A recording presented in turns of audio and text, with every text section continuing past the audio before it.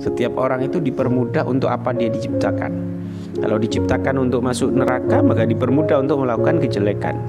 Tapi kalau diciptakan untuk surga, untuk menjadi penghuni surga, berKTP surga, maka nanti dipermudah untuk melakukan ketaatan.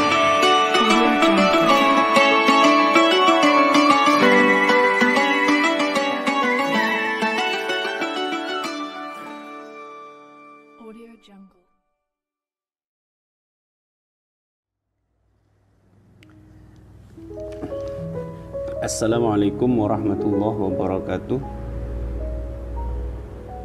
Bismillah, alhamdulillah, wassalatu wassalamu ala rasulillah, wala hawla wala quwwata illa billah. Kali ini kita akan mengaji kitab Kasyifatus Saja karya Syekh Nawawi Banten yang mensyarahi kitab Safinatun Najah.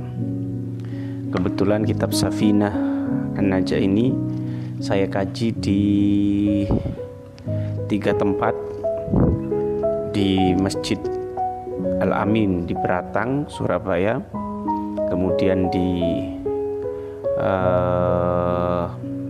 Tegalweru Dau, dan di Perumahan Janti di Sukun. Jadi kitab Safinah Najah itu yang tipis itu disyarai, diperlebar lagi dan diperjelas oleh Syekh Nawawi agar bisa dimengerti oleh semua orang. Maka saya tidak memaknainya dengan bahasa Jawa, tapi langsung saya baca teks Arabnya dan kemudian saya jelaskan maksudnya dengan pakai bahasa Indonesia. Bismillahirrahmanirrahim. Alhamdulillahi alladzi waffaqa man syaa min ibadihi li adai afdhalit ta'at. Segala puji bagi Allah yang telah memberikan pertolongan pada siapa saja yang dikehendakinya untuk melakukan ketaatan, waqtisabi akmalis sa'adat, dan memperoleh atau meraih kebahagiaan yang sempurna.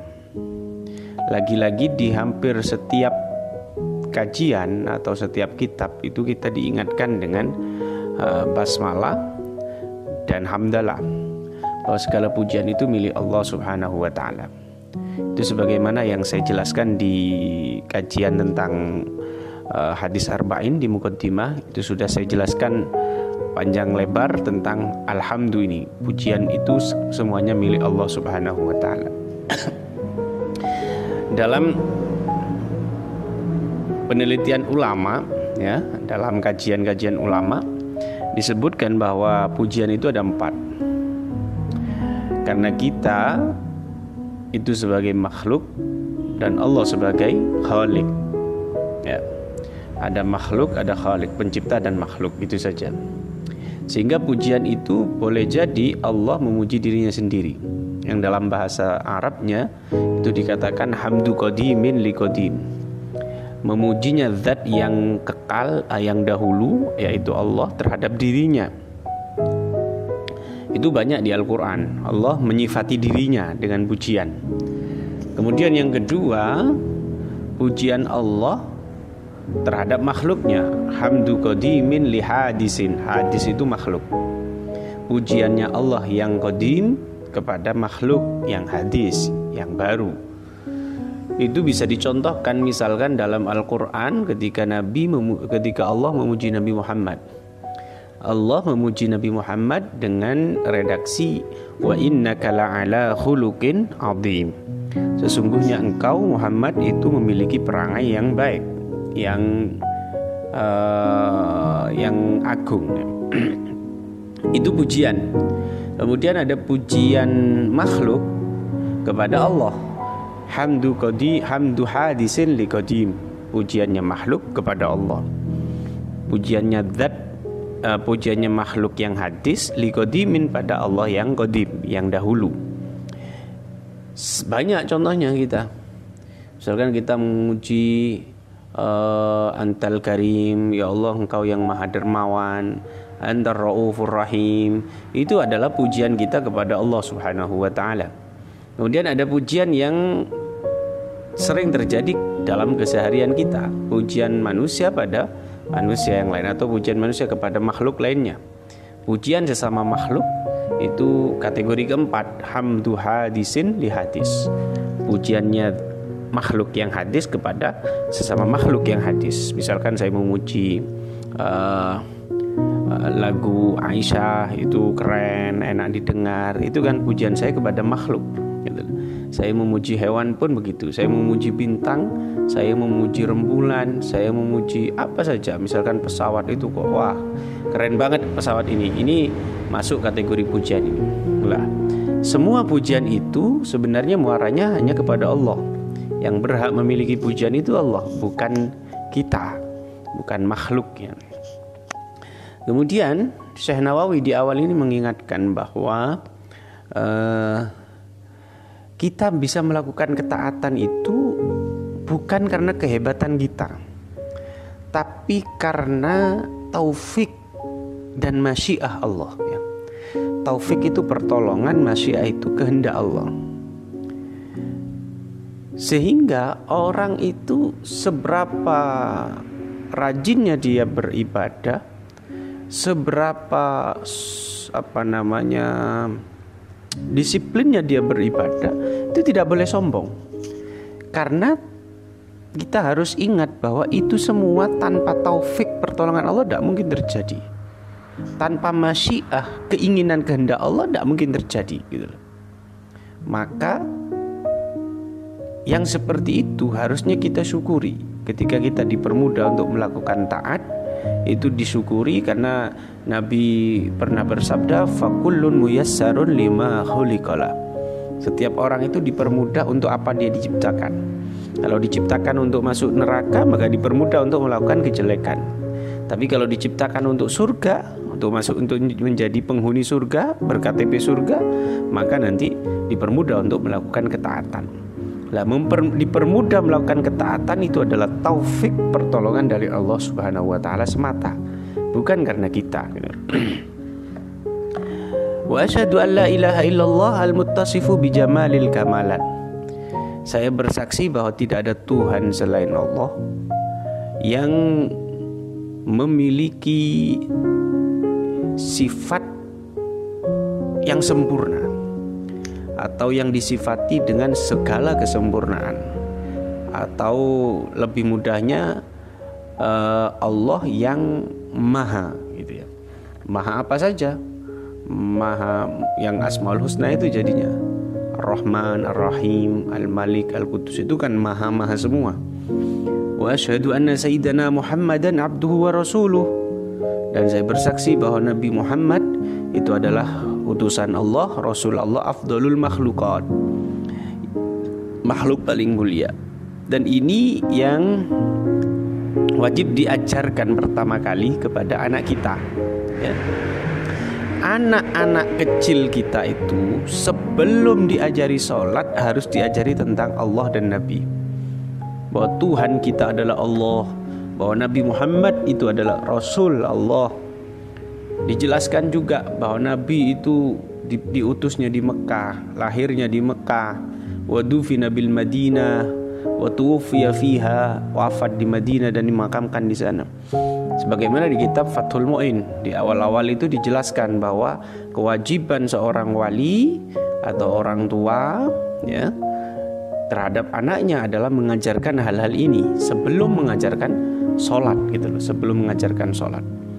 Sallallahu alaihi wasallam wa ala alihi wa ashabihi al-anjumin nayyirat. Semoga Allah melimpahkan rahmat ta'zimnya, penghormatannya dan keselamatan kepada Nabi, kepada keluarga Nabi, kepada sahabatnya yang ibarat bintang yang bersinar.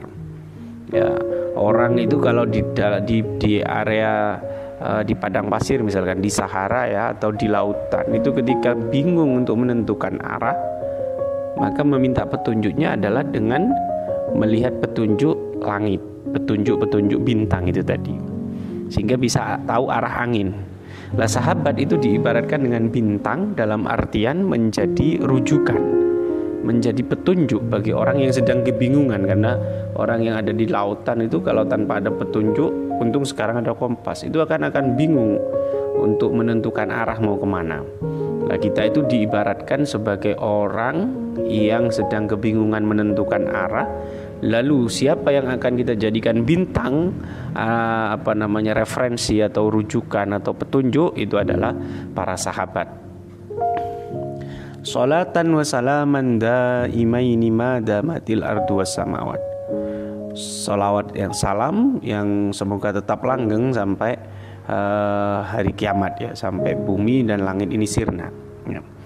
Amma ba'du, setelah itu semua, fayaqulu, maka berkata al-abdul fakiru al-muttarru li rahmati rabbih al-alimil khabir. Maka berkata seorang hamba yang sangat butuh terhadap belas kasih Allah, ya, likasrati taksiri wal masawi, karena banyaknya kesembronoan, banyaknya kesalahan, banyaknya kealpaan yang dilakukan. Abu Abdil Mu'ti Muhammad Nawawi Ibnu Umar Al-Jawi.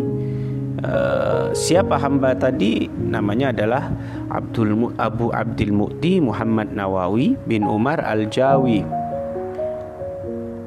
Jadi Syekh Nawawi mengakui sikap rendah hati beliau, bahwa beliau itu sangat butuh pada rahmat Allah.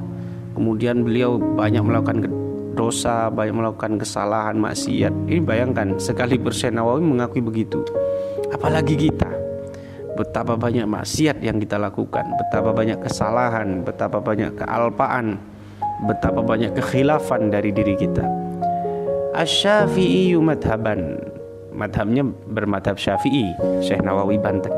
Al-Bantani ikliman, dia di provinsi Banten.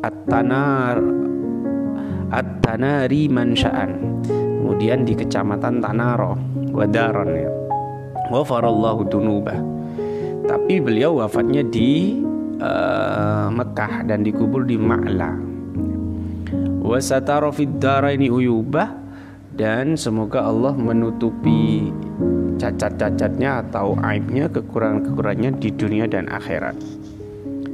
Hadihi taqidatun nafi'ah insyaallah alal muhtasar al-mulaqqab bi safinatin najah fi usuliddin wal fiqhi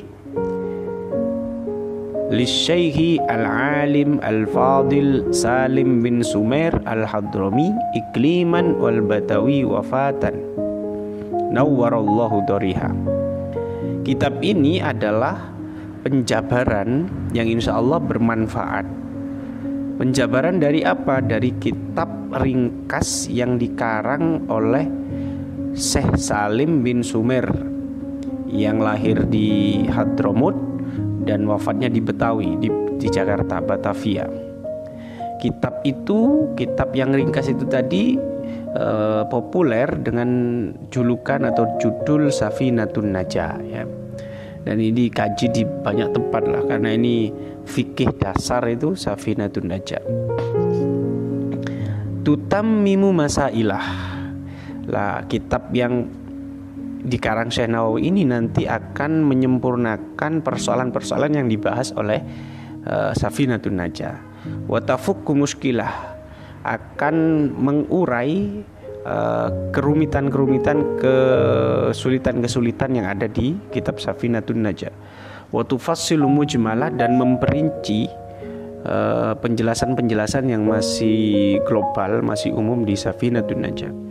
Wada'tuha litakuna tadhkiratan li nafsi, saya karang kitab Kasyifatus Sajah ini untuk menjadi pengingat untuk diriku. Walil qasirina misli bid abna'i jinsi, dan orang-orang yang bodoh, ya, orang-orang yang pemahamannya terbatas seperti saya, katanya. Beliau mengakui mengaku bahwa dirinya itu masih pemahamannya terbatas, qasir, cendek, ya, pemahamannya masih terbatas, ya. Wasama itu Kasyifatas Sajah fi syarhi Safinatin Najah. Saya namai ini, syarah ini dengan nama Kasyifatus Sajaf fi Syarhi Safinatin Najah. Wa awdahtuhu bitarajimi bil fasli wa ghairi iktidaan bi kitabillah fi kaunihi mutarjaman mufassalan suwaran. Kemudian nanti dalam sistematika penulisan syarah ini saya buat model Al-Qur'an ya. Karena Al-Qur'an itu kan ditulis berdasarkan fasal-fasal surat-surat ya. Fasal-fasal surat-surat. Ini surat Baqarah, Fatihah, surat Baqarah dan seterusnya gitu ya. Jadi Syekh Nawawi berusaha meniru Al-Qur'an itu sehingga nanti ada fasal ya. Ada fasal, mungkin ada far'un dan seterusnya, nanti dibuat begitu agar lebih memudahkan, di samping juga mengikuti tradisi Al-Qur'an ya. Runtutannya seperti itu. Wali'annahu ab'asu 'ala ad-darsi wat tahsil minhu. Dan juga kalau di model bab-bab begitu, di sistematika bab-bab begitu, itu lebih mendorong orang untuk mempelajari dan mendalami. Coba bayangkan kalau tulisan itu tanpa sistematika. Jadi pokoknya orang itu nulis tidak dibuat per tema ya, per judul, tidak ada judul, sudah nulis panjang tanpa dibuat diklasifikasi ini bahasan tentang ini dan seterusnya, maka itu akan membosankan, orang cenderung tidak mau membaca. Jangankan begitu, tanpa paragraf saja itu sudah membuat kita enggan membaca. Saya itu termasuk orang yang kalau tulisan itu tidak rapi paragrafnya itu tidak mau membaca karena capek gitu loh. Kecuali kitab kuning, karena kitab kuning memang kitab-kitab itu kan tidak ada paragrafnya dulu ya. Sekarang saja itu banyak yang dibuat berparagraf ya, cetakan-cetakan yang terbaru. Wa akhamtu fihi faslas siyam. Kemudian saya berhentikan syarah ini di di bab puasa ya, atau yang bab puasa itu nanti dibahas lebih dalam karena memang Safinah Najah ini kan sampai bab puasa, sehingga syarahnya pun juga harus sampai bab puasa, cuma diselami betul di bab puasa itu ya. Insyaallah ta'ala liyazidan naf'u 'alal awam. Apa tujuannya? Agar manfaatnya lebih dirasakan oleh orang awam. Bi'aunil malikil alam, tentu dengan pertolongan Allah ya yang maha tahu. Wa ja'altuhu kaihatil matni ma'asyarhi fil musyabakah ya. Saya jadikan sistematika menulisnya nanti ya model-model syarah biasanya. Jadi syarah itu mata nanti dalam kurung, kemudian di luar kurungnya itu adalah penjelasannya. Sehingga musyabakah, saling mengisi, saling melengkapi antara matan dengan dengan syarah. Itu maksudnya musyabakah. Jadi modelnya nanti ya lumrahnya kitab syarah itu matannya di dalam kurung, nanti di luar kurungnya itu adalah syarahnya, penjelasannya. Ya, dan yang di dalam kurung dengan yang di luar kurung itu saling musyabakah, saling mengisi, saling melengkapi. Litawafuqi suratil far'i suratal asli. Ya, agar tidak bertentangan antara penjelasannya dengan kitab asalnya gitu ya. Fa inna syartul murafaqah al muwafaqah. Karena syaratnya berteman ya. Kalau ingin Kasyifatus Sajah ini dianggap teman ya, soulmate-nya Safina, maka kan harus ada kesesuaian gitu loh. Orang itu kalau berteman itu kan mesti ada sisi yang kecocokan. Kalau nggak ada kecocokan itu nggak mungkin bisa ada chemistry lah ya. Jadi orang itu bisa akrab atau enggak kalau ada chemistry. Kalau bahasa Arabnya syartul murafaqah al muwafaqah. Syaratnya bisa menjadi soulmate itu adalah adanya chemistry, kesamaan. Nas'aluhu subhanahu tabaraka wa ta'ala ayyu'inana ala ikmaliha wa yuyassiral asbaba fiftitahiha wa ikhtitamiha. Kemudian saya memohon pada Allah, ini permintaan musannif, agar memberi pertolongan pada saya, pada Syekh Nawawi ini untuk bisa merampungkan kitab ini, mempermudahnya dari awal sampai akhir. wa ma hamalani ala jam'a illa raja'u da'wati salihin rajulin salihin yantafi'u minha bimas'alah fayaudu naf'uha alayya fi qabri. Apa yang mendorong saya untuk menulis kitab ini? Kata Syekh Nawawi, tidaklah saya terdorong untuk mengumpulkan atau menulis kitab ini kecuali mengharap doa orang soleh yang mengambil manfaat dari satu saja permasalahan di kitab ini. Jadi kemudian ada orang soleh, ada kiai, ada habib, ada permasalahan, lalu dia merujuk pada kitab Kasyifatus saja, kemudian oh ternyata begini jawabannya, akhirnya dia mendapatkan manfaat dari kitab ini, kemudian wah luar biasa Syekh Nawawi ini, semoga Syekh Nawawi ini ditinggikan derajatnya oleh Allah. Itu yang diharapkan, sehingga nanti di kuburan itu akan menjadi kiriman atau transfer pahala dari transfer doa itu tadi dari orang-orang yang soleh. Li hadisin idza mata ibnu adam in qata amaluhu illa min salas.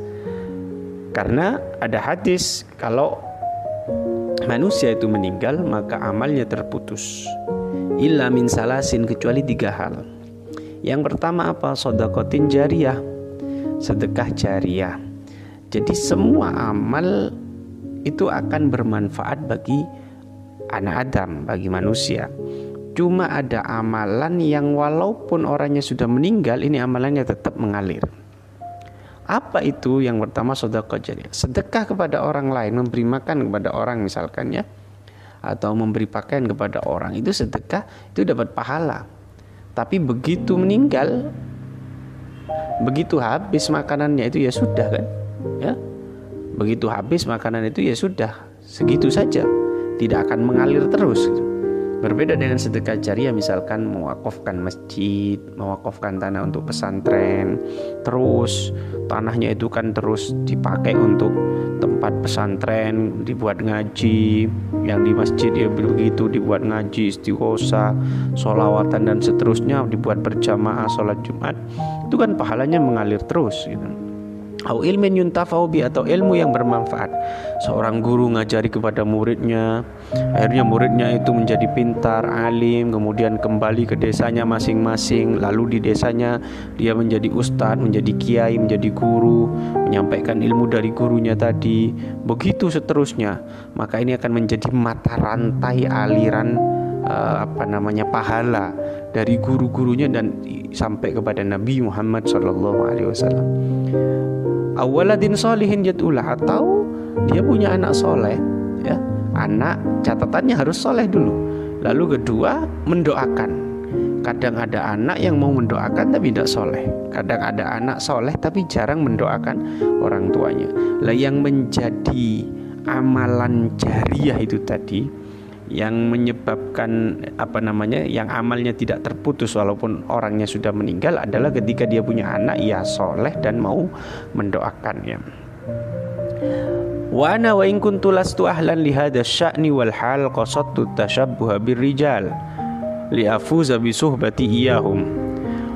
Saya walaupun bukan pakar untuk mengarang kitab ya, saya ini bukan pakar untuk hal-hal semacam ini, kata Syekh Nawawi, untuk mengarang kitab, tapi saya bertujuan untuk menyerupai ulama-ulama yang biasanya mengarang.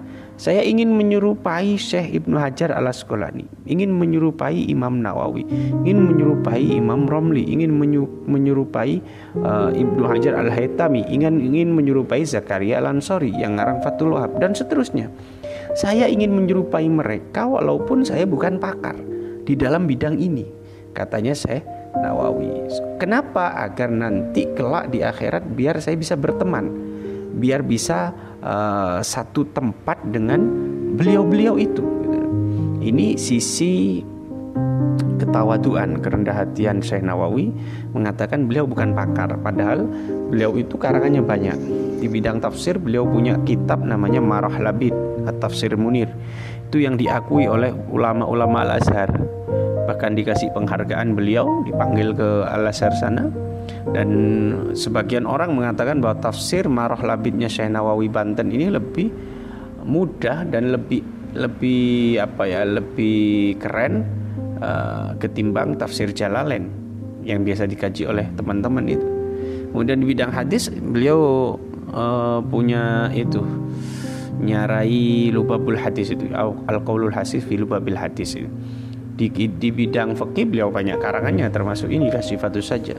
Kemudian beliau juga ngarang di kitab tauhid itu ada sekitar 5 ya. Ada Qatrul Qais, Fathul Majid, ada kemudian Nurul Tolam, kemudian ada 2 lagi yang saya lupa itu. Banyak sekali karangan beliau, tapi beliau rendah hati mengatakan saya bukan pakar gitu. Ada 2 cara ulama dalam memulai tulisan kitabnya. Yang pertama bersikap rendah hati seperti Syekh Nawawi ini. Yang kedua bersikap seolah-olah sombong dengan menampakkan kapasitasnya, kemampuannya. Misalkan Al-Mizan Al-Kubra dikarang oleh Imam Sya'rani itu ya. Imam Sya'rani itu dia mengatakan bahwa tidak ada yang mengarang kitab seperti saya. Ini kitab model begini belum ada. Itu kan seolah kecongkaan. Tapi menurut saya itu bukan kesombongan. Itu ingin menyampaikan, mengirimkan pesan kepada kita yang membaca bahwa beliau itu punya kapasitas.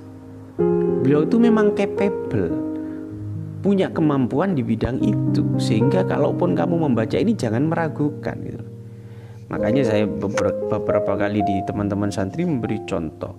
Kalau ada buku di Gramedia atau di Toga Mas ya, lalu buku itu ditulis misalkan yang satu tulisannya hanya Helmi Nawali gitu ya, atau Helmi gitu saja karena nama saya Helmi saja ya Helmi. Lalu kemudian yang buku yang satunya ada tulisan siapa misalkan Ahmad ya, Profesor Dr. Ahmad MA. Itu kitab tentang tema yang sama. Kira-kira yang dipilih mana? Ya tentu yang Profesor Doktor gitu. Karena Profesor Doktor itu menampakkan gelarnya, menampakkan bahwa beliau itu sudah mencapai taraf itu, sehingga ini pantas untuk dibaca gitu loh.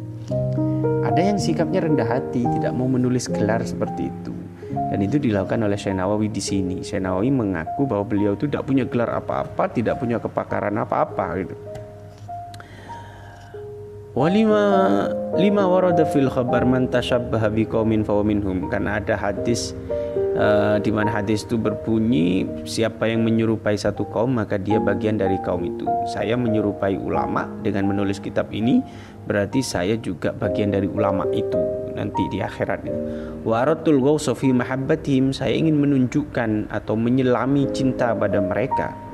Saya dengan menulis ini ingin menunjukkan bukti kecintaan saya, bahwa cinta saya ini tidak cinta sejati. Liuhsyara ma'ahum, agar saya kelak dikumpulkan, pantas untuk dikumpulkan bersama mereka. Li hadisil Bukhari yuhsyarul mar'u ma'aman ahabba. Karena di dalam hadis Sahih Bukhari dikatakan seseorang itu dikumpulkan bersama orang yang dicintainya. Wa yambaghi liman waqafa ala hafwatin au ayyuslihaha ba'da ta'ammuli.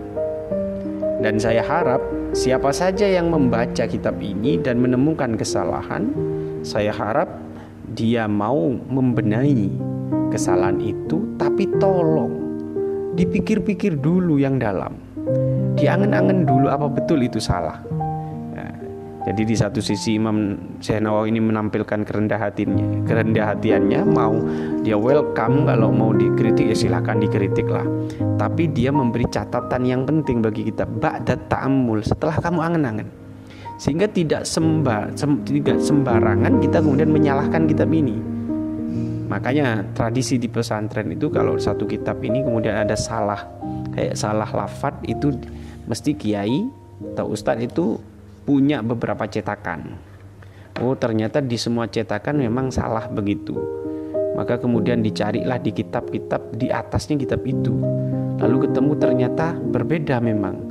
Lalu kemudian dikasihlah catatan kaki la'alla shawab, kayaknya yang benar demikian. Tidak langsung mengatakan yang benar itu begini, enggak, tapi la'alla shawab, kayaknya yang benar begini.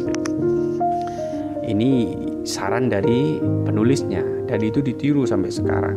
Semua orang yang menulis itu hampir terbuka terhadap kritik dan saran itu ya.